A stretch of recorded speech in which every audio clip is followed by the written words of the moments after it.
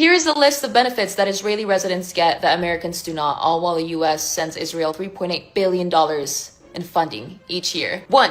Universal healthcare. 2. Caps on out-of-pocket medical costs. 3. Monthly child allowance. 4. Paid parental leave. What this young woman and many other people just don't understand is that the $3.8 billion that America sends to Israel is not social spending, it's not healthcare money, it's not welfare money, and it's not helping Israelis pay rent or helping them to see a doctor. It's military aid, and almost every dollar of it has to be spent on American-made weapons, like U.S. fighter jets, U.S. missile systems, and U.S. defense technology, and that money largely comes right back into the American economy, which supports U.S. factories, U.S. engineers, and U.S. defense jobs. Americans aren't paying for Israeli healthcare. It's not at all how it works. The reason that Israel can afford all of those benefits in the first place is because Israel pays for those programs in the same way every country does, through higher taxes and mandatory national systems. If you were to compare, right, in the United States, federal income tax tops out at like 37%, but most Americans pay far less than that. We don't have national sales tax, and our state sales taxes vary usually between 4 and 9%. We don't have mandatory national healthcare taxes, we don't have mandatory national service, and we have massive deductions, credits, and loopholes. Healthcare in the United States is mostly private and employer-based. Americans overall are lightly taxed compared to many other developed countries, and that is by design because Americans value flexibility, they value individual choice, and they value lower government involvement. This is what Americans overwhelmingly vote for. In Israel, the income tax rates are a lot steeper, and they kick in much faster, and there's a 17% national VAT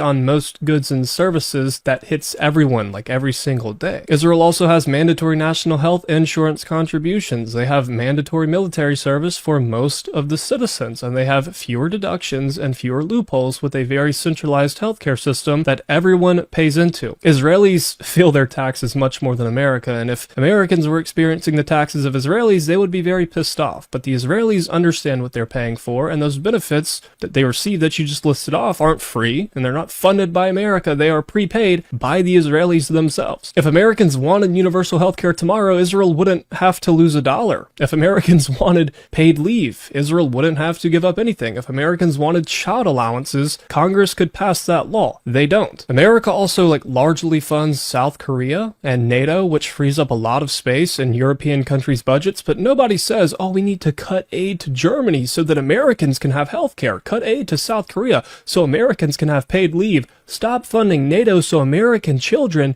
can get benefits. 1, it doesn't work that way, and 2, you don't care only when it comes to Israel. Again, we all know why.